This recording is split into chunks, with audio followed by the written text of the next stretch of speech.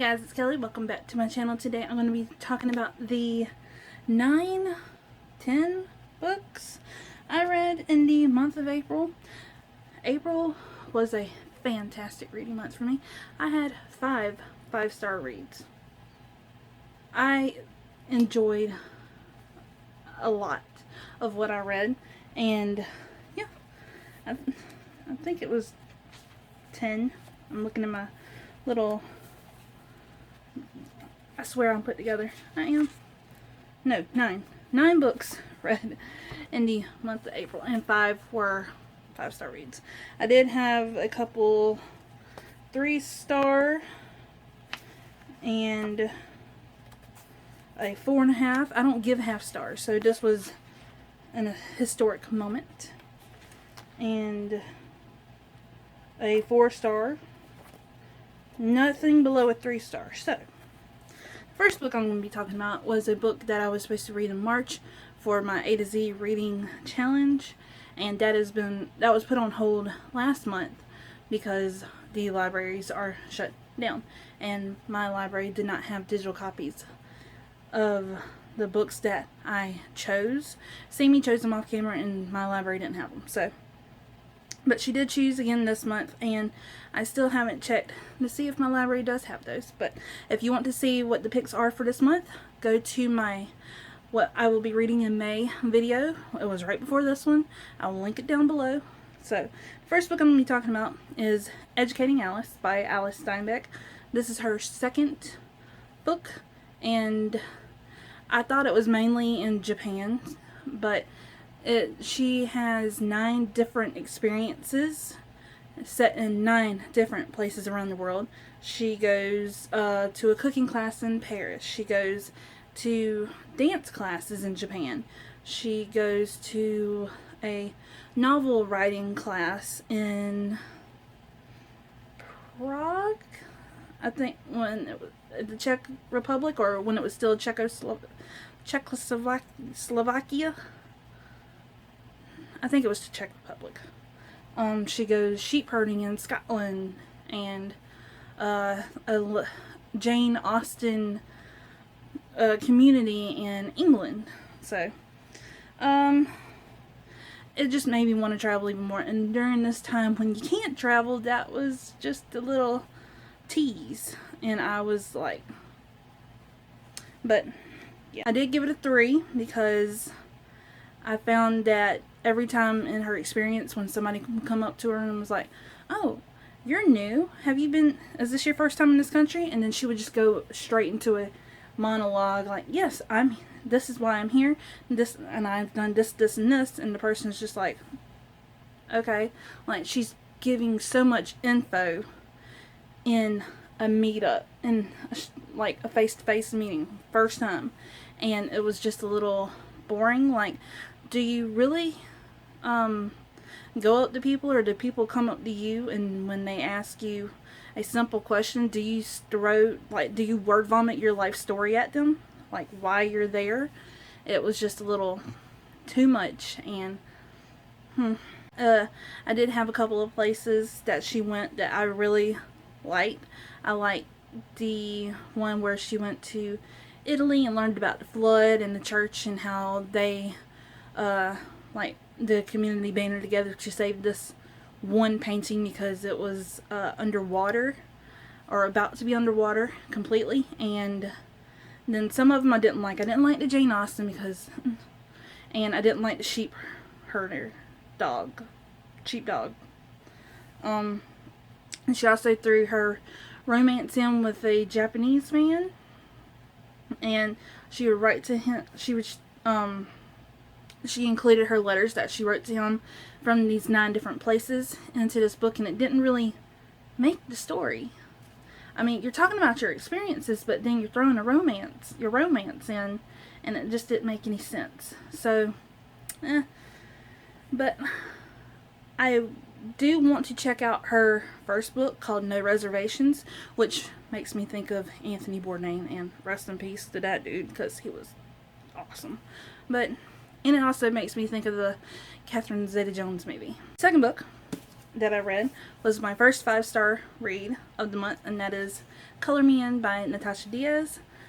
I was meant to read this in August for a blog tour spot, and I never got my copy. I never got an e-arc, never got a physical arc, and the blog tour host just said, do a spotlight. I'm not an ad board. I'm not a billboard. So, anyways, I read it. I bought my own copy from Book of the Month, and I absolutely loved this book. This is about a girl named Nevaeh, and she is half African American, half white, and her dad is Jewish, and her mom is from Harlem. And so we start off this book with her parents separated and getting a divorce. And her mom and Nevaeh have moved back into her grandparents' house in Harlem with their cousins, and one of her cousins just has a straight up attitude because Nevaeh is white. Like, if it does have some police brutality, not brutality, but police prejudice against. There's this police officer, and she's walking with her uncle who's African American, and the police officer just sees her white skin following a black guy, and he goes, "Are you in trouble? Do you need me to arrest this guy? Or is he making you do things you don't want to do?" And it was just,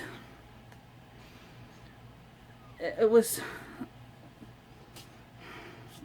just real, and I felt horrified for the uncle, and my heart broke for how he was saddened that he was just walking home from the grocery store with his niece because he loves to cook, and he just dropped all of his groceries on the ground, eggs busted and everything, to jump between this police officer and his niece, and the police officer getting up into the dude's face.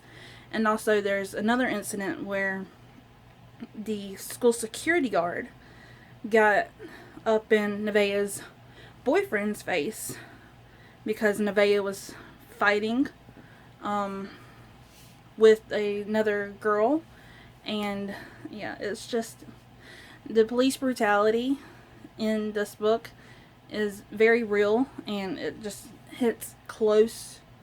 It's very relevant to today's world, and that's why I loved this book so much, is because it didn't seem like a fiction, it seemed real. And her author's note, Natasha Diaz's author's note, she said it was inspired by her own experiences, and it just, my heart broke for her. And I follow her on Instagram, and she's fucking hilarious, and picking on her husband like I do with Casey, and it's just great. But yeah, she writes poetry, and she doesn't know who she is. She's trying to figure herself out. The title, Color Me In, she doesn't know if she should be, like, embrace her African American heritage or her Jewish roots. And she goes through training for her bat mitzvah with Rabbi Sarah, the character. I think the women are called rabbis also. I don't know much about Judaism. But yeah, and her aunt and grandfather, they want her to embrace her African American roots, and they take her to a Baptist church. And one thing I loved about the Baptist church aspect was the Gray Lady Gang, the GLG.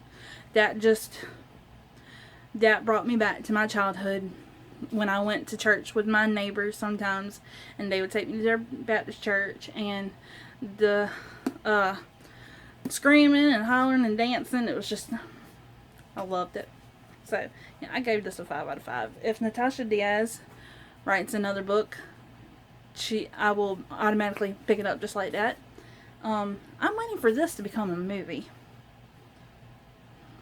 I think this will be a freaking great movie if they focus on the the clashing of the religions and the blend, not the clashing, but the blend of the religions and the police brutality. I think it will make a great movie along with the coming of age and trying to figure out who she is. So the next one, the Sun and Neptune by Rick Riordan, we follow Percy Jackson finally in his companion series. I think that's what it is, or is it just a straight up different series? This is the Heroes of Olympus series, and it should be a companion series because if we're following Percy Jackson again, we follow Percy, and he doesn't remember who he is. In the first one, The Lost Hero, we follow a new guy, Jason Grace, who makes his way to Camp Half-Blood, and turns out he's a Roman demigod. Now, Percy is a Greek demigod, but with their memories wiped, they don't know who they are. So Percy's in California, and he makes his way to the Roman camp. I forget what it's named, but he makes his way, and he is automatically assumed to be a spy by one of the not a praetor. He's not a praetor. Octavian is not a praetor. He wants to be, but he's more like the Oracle, but he's not. He sacrifices Beanie Babies. I read the Percy Jackson series. I was 24, 25, and it was really juvenile to me. Reading this, at the very beginning, I felt so disconnected from Percy and everything. And when we caught back up with Nico, and he was talking about, what was the girl's name? Hazel? I thought Hazel was in the Percy Jackson series also because Nico kept calling her his sister. And then I had to go back and say, no, Nico and Bianca were in the Percy Jackson series. Hazel is another child from Pluto. Pluto's Hades. I felt disconnected to Percy, and I think that's what Rick Riordan was trying to do because Percy had his memory wiped. He was confused about who and what.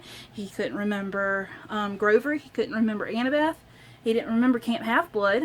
And I think that was what Rick Riordan was trying to accomplish.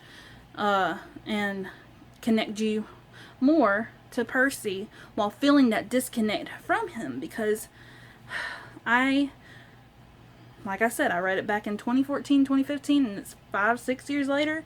And I'm just now reading this, and I don't remember. The last time I heard anything about Percy Jackson was the movies, and the movies are just awful. My favorite character out of this whole one is Terminus, the armless statue who has a bunch of statues around the city center, and dude at the end, I'm not going to say his name because that's a spoiler, the dude at the end just telling him to shut up, and Terminus getting so freaking pissed, and him teaming up with Percy, a god, teaming up with a demigod.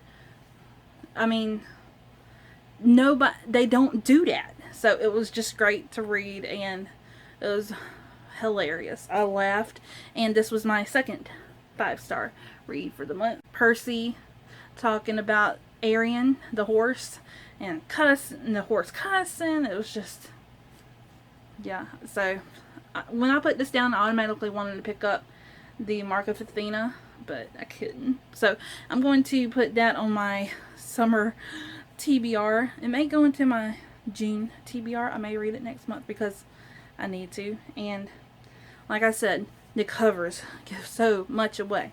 I wish they would redo these covers like they've redone the Percy Jackson series. I'm running out of space. I got 6 minutes left of space, so I'm going to have to figure out why. So the next one is The 12 by Cindy Lynn. Ariana got this in her July Outgreat Junior box last year, and we finally read it, and it was my 4.5-star read. So this is the book that got a 1/2 star. Yeah, and I think it's a little too dark for a middle grade. I think it's between a middle grade and a young adult. I mean, if there was a genre between middle grade and young adult, this would fit this was a category. I don't know what I'm saying. But this is about zodiac and elements. They're woven together. The little girl, she was born the hour of the rabbit. Is that what it is? And wood year. She's a wood rabbit. Her element is wood, and her zodiac is rabbit. So she's fast like a rabbit, and she can manipulate or connect with wood, trees. She's basically a tree hugger. Character name, what's her name? Usagi. She is with her younger sister and her best friend, and one day she sees these 3 ninjas stealing rice from the rice field, and they have zodiac powers. Now, zodiac powers have been frowned upon by the Blue Dragon, who took over this land and is taking all the kids with zodiac powers. So her little sister and her best friend get taken by the cockroaches, that she calls them, because since she's got rabbit hearing, she can hear far away along with speed. So with her excellent hearing, she can hear the armor click clack like a cockroach, and so she calls them the roaches. And so she can hear the roaches coming, and she throws down this magical comb that she's had since her father gave it to her. Her mother and father have both died from the Blue Dragon, and she escapes because the ninjas, I'm calling them the ninjas, where they're actually the Zodiac Warrior heirs, they come and rescue her, and they see that she's got zodiac powers as well, and they tell her to make it up to Jade Mountain. I think that's called the Jade Mountain. It reminded me a lot of Avatar: The Last Airbender and Kung Fu Panda. And hopefully they can save the little sister and all of the other brain dead kids, or brainwashed, I should say. I've been thinking of that word brain dead a lot due to people. Yeah. Now I need to find out what's up with my space. Next is Legendary, the sequel to Caraval by Stephanie Garber. I read Caraval last year and really enjoyed it, but now that I think about it, I'm going to be dropping my rating because I don't remember that much, and when I was reading this, I was very confused and didn't remember most of what had happened. Most of the characters who were the Caraval actors. And also this was from Tella's point of view. And in Caraval, Tella wasn't my favorite character. I didn't exactly enjoy her character. I liked Scarlet and Julian. I liked their relationship. And in this one, I couldn't differentiate Scarlet and Tella. What I'm thinking, or what it seems to me, is that it was a recycled plot line. Just put Tella in Scarlet's place and Dante, the love interest to Tella, in Julian's place. Also, Scarlet and Julian are having problems, and they're not really in this one so much. And then it seemed that Julian and Dante were the same. They were written exactly the same, and I ended up loving the relationship between Tella and Dante. But this one, there's another Caraval right after the previous one, and that is very rare because usually Legend gives his performers time to rest. But no, this Caraval is taking place for the Empress's birthday, and so it's on the main island. I forget. It ends at dawn on Valentine's Day, the Empress's birthday, and it has a different plot. Like in Caraval, we were following Scarlett's arranged marriage to a governor or a duke, I forget, and she'd never seen his face, but she was writing love letters to him, and turns out that who she thought was the arranged husband in Caraval brings in playing cards in this one, and fates, and we have a love triangle in this one. And it was more prominent than the one in Caraval between Scarlett, her arranged marriage husband, and Julian. This one is between Jax, Tella, and Dante. Dante is more like a fling at the beginning. That's what Tella thinks of him as. And he just keeps popping up. And so we find out a little bit more about Dante. And he is just... I like Dante. But his backstory and how he acts towards Donatella is just... like, really? You's an asshole. Given Legendary 3 out of 5 stars because while it was good and it hooked me like right in the second half, I was a little bored with all of the cliffhangers at the end of each chapter, like dun dun dun. But yeah, the next book is one of my favorites. It's my third 5-star book, and there's another historic moment in my life. I started tabbing. I tabbed this book. I tabbed the parts that made me laugh so freaking hard. And last month, it was a great reading month. Life-wise, it sucked. It dragged. I cried more last month due to the coronavirus and quarantine and self-isolation than I have in March and so far this month. So far this month I'm doing great. And I'm only in the middle of one book. I haven't finished a book this month yet. And it's also, we only got a week and 2 days left of our school year, and then we take our summer break, which is much needed, but then we got summer school because the kids are just... But anyways, I read My Lady Jane by Cynthia Hand, Brady Ashton, and Jody Meadows, and this is about Lady Jane Grey and how she was the 9-day queen, and then she was off with her head. But she doesn't lose her head in this book, or does she? But yeah, I read this in like 3 or 4 days because every time it just got to a funny part, I just laughed and laughed and laughed. Okay, so I have a LOL tab, which is like the cactus cat. And the first one was, no wonder no one had seen him since the Libertine was too busy with the horses during the day, allegedly, and too busy with the scrumpets at night. Or the strumpets at night. Scrumpets. I just laughed. And then, second one. Are you sure your true Ethian form isn't a jackass? Let's see. I got a swoon.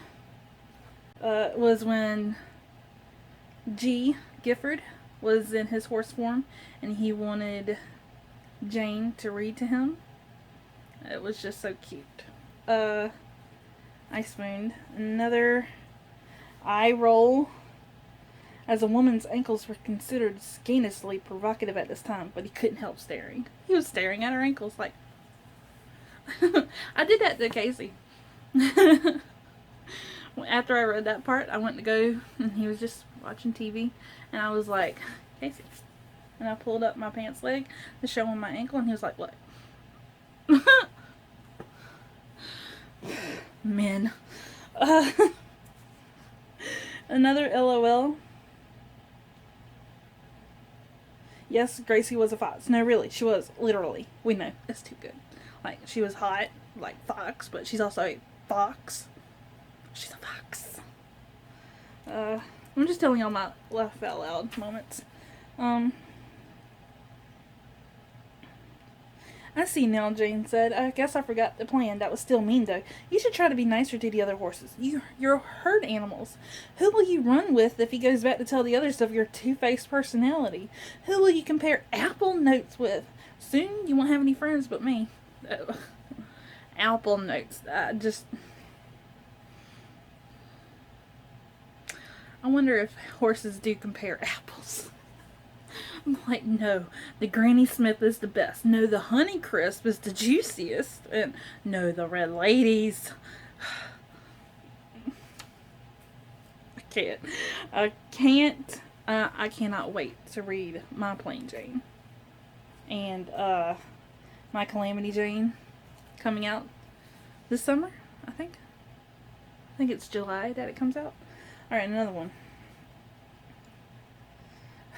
What about your first change, Gran? Jane asked.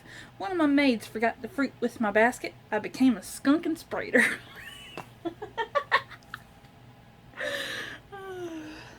Okay, last one. But y'all can tell this is just fucking hilarious. If y'all have not read anything by the Lady Janies, pick it up. It is awesome. He made it sound like it was a desirable thing. I hope so, Jane said. I've been making a list. I don't doubt it. What shall we fight about first? I think you know. So, Jane made a list of things to fight about with Gifford G. She's always making a list. I make lists, so... I may have to make a list of things to fight about with my husband. Everything. Bills. Money. But yes, it was just awesome. Pick it up if you haven't. And I think they have another series coming out. I'm not sure. I think I know there's another series out, but I just don't know who it's about. This one is okay. Contain yourself. The next one is a book that some people was required to read in school. I never had to read it in school. It was never required reading. But when I was in middle school, a bunch of people were reading it around me, like in their free time. And so I never picked it up. And so that is Speak by Lori Sauls Anderson. I bought this from the Goodwill that one time, and I did a Goodwill haul. And the next book that I read after this was in part of that Goodwill haul. But yeah, this is about a girl who's been through a trauma, and at the very beginning you know what the trauma is. It's plain to see. And after this trauma she becomes a selective mute. And while I was reading this, it took me 2 or 3 days to it took me 2 days to read because it is like 200 pages. So after while I was reading, I found out that this was a movie, and that Kristen Stewart played the main character. And after I found that out, I could picture Kristen Stewart as the main character, and it brought this story to life so much more for me. I ended up giving this a 4 out of 5. But yeah, it doesn't really talk about her mental health, but you can tell it's a mental health book because she's selective mute. She's always inside her head. She doesn't talk to anyone. She doesn't talk to her parents, and her grades start slipping. And the only teacher she talks to is her art teacher. And she has this art project that she has to do for the entire year. She has to make a tree or do a project with the tree, and she has to bring that tree to life. And she has trouble all throughout the year trying to bring this tree to life and add her personality to it. And throughout the school year she sees the person that is the cause of her trauma, and at the very end it is just heartbreaking. And she gets redeemed. The one I read after Speak was another hard-hitting with a lot of adult trauma, and that is The Kite Runner by Khaled Hosseini. This takes place in Afghanistan and San Francisco. It's about this man. He relives his childhood and remembering his servant who was one of his best friends, or who was his best friend, and his best friend goes through some trauma and their relationship is never the same. And then Afghanistan gets taken over by the Taliban, and the monarchy, as he knows it, is gone. And so him and his father flee to Pakistan, and before they flee, his father's servant and his servant's son, who is Amir's best friend, the man that we're following is Amir, and we're following his childhood, and Hassan was his best friend, who we learned some secrets. And yeah, it's just about Amir's childhood in Afghanistan, how he was jealous of Hassan, how Amir's father always wanted to include Hassan in their father-son outings, and Amir was just a spoiled, rotten little boy, because Amir's dad was wealthy, in a sense. They had the nice house, they had a black Mustang, and his dad built an orphanage, and he loaned out money and did not expect a refund or a payment back, and Amir got whatever he wanted, and Hassan was born with a cleft lip, and Amir's dad paid for the surgery to fix his lip, and Amir was freaking jealous and was like, why is Hassan stealing my father? And something happens to Hassan, and then Amir blames Hassan for what happened to him.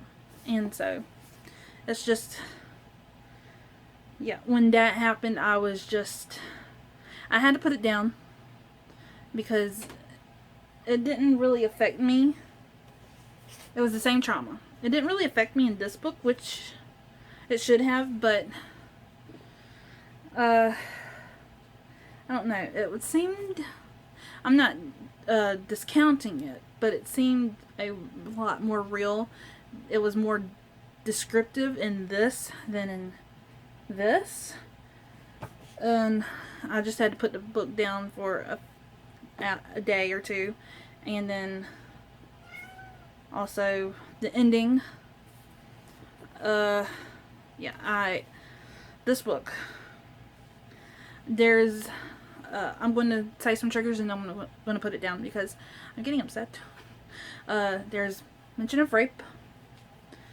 There's trigger warnings in Speak 2 that I'm going to say. There's sexual assault, sexual abuse, harassment, bullying, domestic violence, suicide, attempted suicide, and those are the same triggers that are in this.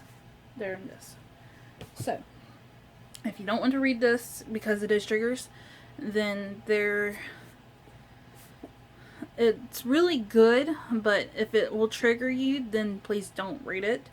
And I found out that this is also a movie, so my library opens back up soon, then I'll get it from my library, but I'm not in a rush to watch the movie because this is still so fresh in my mind. And I also gave this a 5 out of 5 stars. This was my 4th 5. The last book I read in the month of April was The Monster Hypothesis by Romilly Bernard. This was my last 5-star book of the month, and it was just funny. In a time like this and you need something funny to read, get this.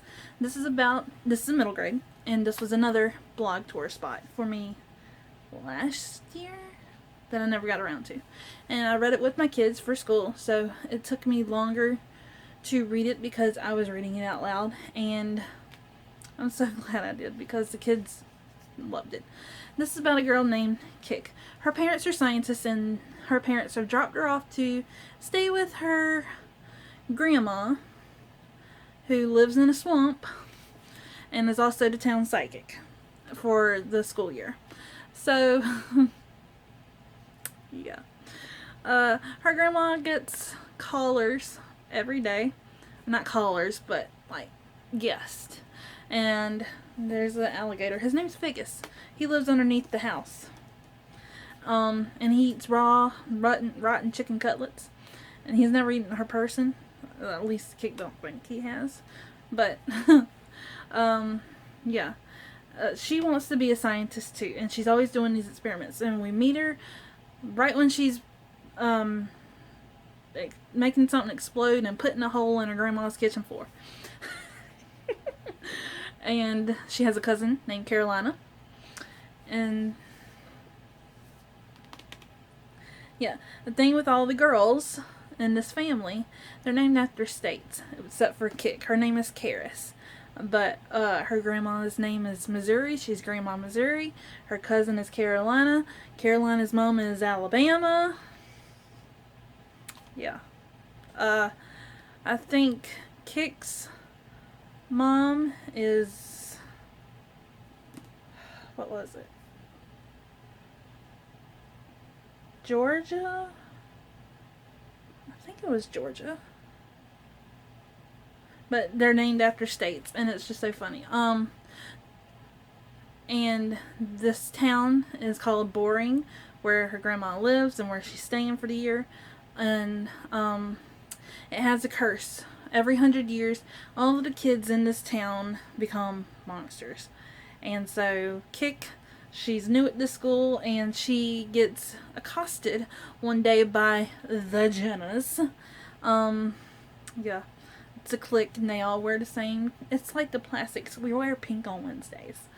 They wear green on Tuesdays and black on Fridays. But anyways, it was just funny. And one day she just pretends that she has a vision, like, I have a vision. And then it goes into her grandma when she's got a client in the house.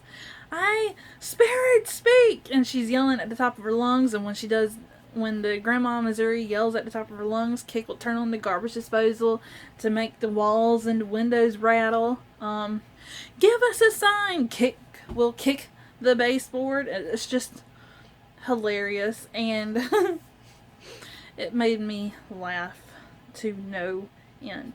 The only thing that I wanted more from the mayor. I mean, if that's a spoiler, I mean, this book doesn't necessarily leave off on a cliffhanger, but it feels like it does. And I'm hoping that there's a part 2 coming, because I need more of Grandma Missouri. Every chapter starts off with a Grandma Missouri's predictions, like, this will end badly, and you are about to embark on a new beginning, and